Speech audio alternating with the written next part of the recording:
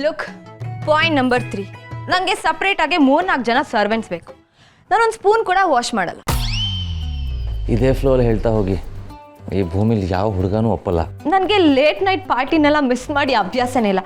ಹಾಗಂತ ನಾನು day party ಮಾಡಲ್ಲ ಅಂತಲ್ಲ. ಲೇಟ್ ನೈಟ್ ಪಾರ್ಟೀಸಾ? ಹೋಗ್ಲಿ, ಸ್ಪೆಲ್ಲಿಂಗ್ ಗೊತ್ತಾ ನಿಮಗೆ? ನನಗೆ ಬೇಕಾದಾಗ ನಾನು ಪಾರ್ಟೀಸ್ನೆಲ್ಲ ಅಟೆಂಡ್ ಮಾಡ್ತಾನೆ ಇರ್ತೀನಿ. ಬೆಳಗ್ಗೆ 11 ಗಂಟೆಗೆ ಮುಂಚೆ ಎದ್ದು ನನಗೆ ಅಭ್ಯಾಸನೇ ಇಲ್ಲ. ಸತಿ ಸಾವಿತ್ರಿ ಥರ ತಲೆಗೆ ಸ್ನಾನ ಮಾಡಿಕೊಂಡು ಮನೆ ಮುಂದೆ ರಂಗೋಲಿ ಹಾಕೋ ಸೀನ್ ಅಂತೂ ಇಲ್ವೇ ಇಲ್ಲ. ಏನ್ರಿ ಇದು? Very good, keep going. ಯಾವಾಗ ಬೇಕೋ ಅವಾಗ ಟ್ರಾವೆಲ್ ಮಾಡ್ತೀನಿ, ಎಲ್ಲಿಗೆ ಬೇಕಾದರೂ ಹೋಗ್ತೀನಿ.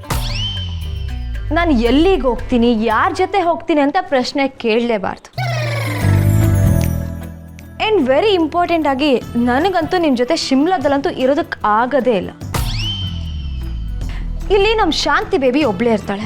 ಅವಳನ್ನ ನೋಡ್ಕೊಳ್ಳೋದಕ್ಕೆ ನಾನು ಇಲ್ಲೇ ಇರಬೇಕು.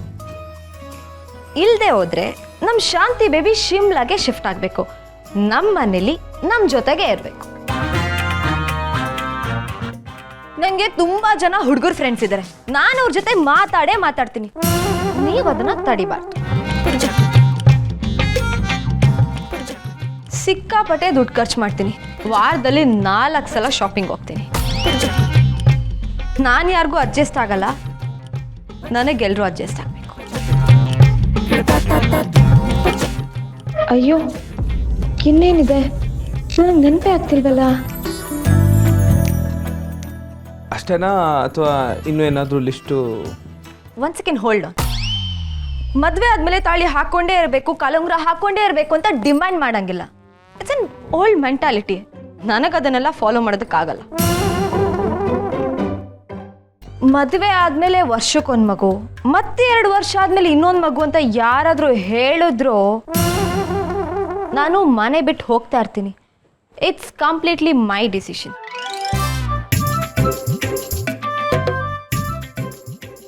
ಮುಗೀತಾ ಅಥವಾ ಇನ್ನೂ ಏನಾದರೂ ಲಿಸ್ಟು? ಸದ್ಯಕ್ಕಷ್ಟೇ, ಮುಂದಕ್ಕೆ ನೋಡೋಣ. ಮುಗೀತು. ಇವತ್ತೇನು ಶಿಮ್ಲಾಗೆ ರಿಟರ್ನ್ ಟಿಕೆಟ್ ಬುಕ್ ಮಾಡ್ತಾನೆ.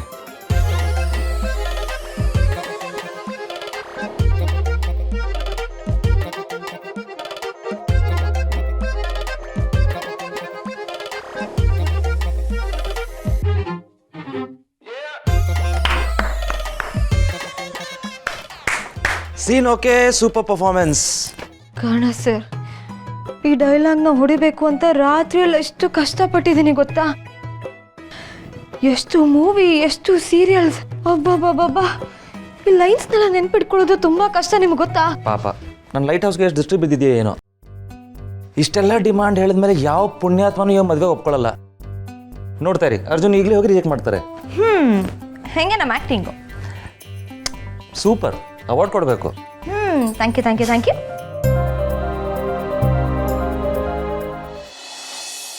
First impression best impression. ಹುಡುಗ ಪರವಾಗಿಲ್ಲ ಅನ್ಸುತ್ತೆ ಅಲ್ವಾ? ಪರವಾಗಿಲ್ಲ ಅಂದ್ರೇನೆ, ನೋಡೋಕೆ ಇಷ್ಟು ಲಕ್ಷಣವಾಗಿದ್ದಾನೆ. ನಿಧಿ ಒಪ್ಕೋಬೇಕು, ಆಮೇಲೆ ಮಿಕ್ಕಿದ ಮಾತು. ನೋಡು, ತುಂಬ ಗುಣವಂತನ ಥರ ಕಾಣಿಸ್ತಾನೆ. ಯಾವ ಹುಡುಗಿ ಆದರೂ ಖಂಡಿತ ಕಣ್ಣು ಮುಚ್ಕೊಂಡು ಒಪ್ಕೋತಾಳೆ. ಆಯ್ತಮ್ಮ. ಇಷ್ಟೊತ್ತಾದ್ರೂ ಬಂದಿಲ್ವಲ್ಲ, ತುಂಬ ಡೀಪಾಗಿ ಮಾತಾಡ್ತಾ ಇರಬೇಕು. ಹೀರೋಯಿನ್ ಎಡವಿ ಬೀಳುವಾಗ ಹೀರೋ ಕೈ ಹಿಡ್ಕೊಂಡ ಅಂದ್ರೆ ಮದುವೆ ಫಿಕ್ಸ್ ಅಂತಾನೆ ಅರ್ಥ. ಎಷ್ಟು ಸಿನಿಮಾ ಸ್ಟಡಿ ಮಾಡಿಲ್ಲ ನಾನು.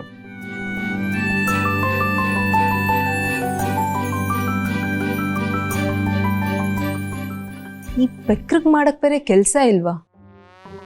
ನಮಗ್ ಪ್ರಾಣ ಸಂಕಟ, ಇವನಿಗೆ ಸಿನಿಮಾ ಅಂತೆ ಸಿನಿಮಾ. ಇವನು ಬಾಯಿ ಮುಚ್ಚೋಕೆ ಯಾವ್ದಾದ್ರು ಒಂದು ಪ್ಲಾಸ್ಟರ್ ಇದ್ರೆ ತಂದ್ಕೊಡಿ. ಹೀಗೆ ಬಿಟ್ರೆ ಇವನೊಬ್ಬ ಸಾಕು ಈ ಸಂಬಂಧ ಫಿಕ್ಸ್ ಮಾಡೋಕೆ.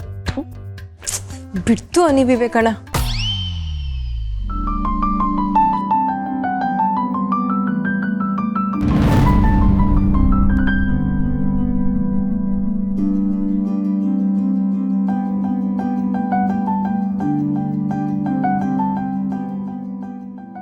ಅಜ್ಜು, ಏನ್ ಡಿಸೈಡ್ ಮಾಡಿದ್ರಿ?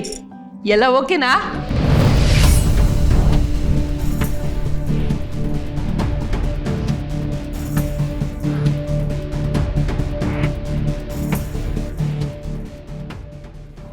All good. Plan B work ಆಯ್ತಾ? ನನ್ನ ಇಡೀ ಜೀವನದಲ್ಲಿ ನಾನು ಯಾವತ್ತೂ ಸುಳ್ಳೇ ಹೇಳಿಲ್ಲ. ರಫ್ ಅಂಡ್ ಟಫ್ ಒಳ್ಳೆ ರೌಡಿ ಬೇಬಿ ಥರ ಮಾತಾಡಿದ್ದೀನಿ. ನೋಡ್ತಿರು, ಈ ಹುಡುಗಿ ಬೇಡವೇ ಬೇಡ ಅಂತ ಎದ್ದೋಗ್ತಾರೆ.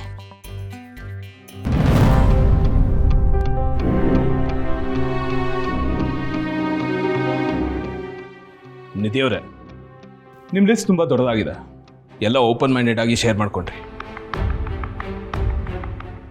ನಾನು ನಿಮ್ಮನ್ನ ಖಂಡಿತ ಒಪ್ಕೊಳ್ಳಲ್ಲ ಅಂತ ನಿಮಗೂ ಗೊತ್ತು, ರೈಟ್?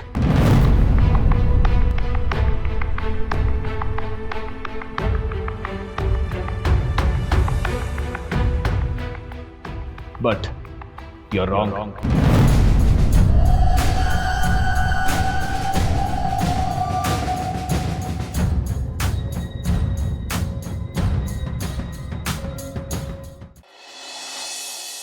ಒಂದಂತೂ ನಿಜ, ಮನ್ಸಲ್ಲಿರೋದನ್ನ ಮುಚ್ಚಿಟ್ಟು ನಡ್ಸೋ 1000 ಜನ ಮಧ್ಯೆ ಮುಖಕ್ಕೆ ಹೊಡೆದಾಗೆ ಸತ್ಯ ಹೇಳೋರ್ನ ಒಬ್ಬರನ್ನ ನೋಡಿದೆ.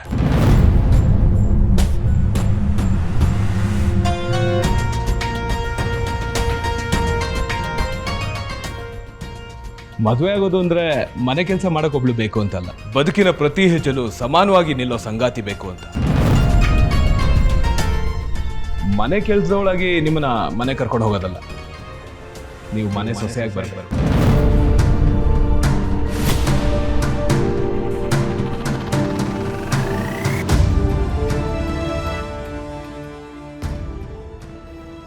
ನಿಮ್ಮ ಮಾತು ಕೇಳಿದ್ರೆ ರಫ್ ಅಂತ ಅನ್ಸ್ಬೋದು,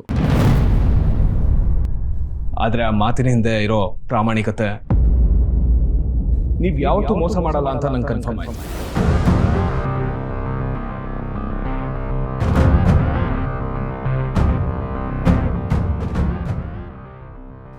ಸೀರಿಯಸ್ಲಿ ಯಾವ ಪುಣ್ಯಾತ್ಮ ನೀವನು. ಆ್ಯಕ್ಚುಲಿ ಏನು ಗೊತ್ತಾ, ನಿಮ್ಮ ಮಾತು ಕೇಳಿ ನಿಮ್ಮ ಮೇಲಿರೋ ಗೌರವ ಇನ್ನೂ ಜಾಸ್ತಿ ಆಯಿತು. ಅದರಲ್ಲೂ ನಿಮ್ಮ ಅಜ್ಜಿನ ನೋಡ್ಕೋಬೇಕು ಅಂತ ಹೇಳಿದಲ್ಲ, ಅಲ್ಲೇ ನನ್ನ ಮನಸ್ಸನ್ನ ಗೆದ್ಬಿಟ್ರಿ.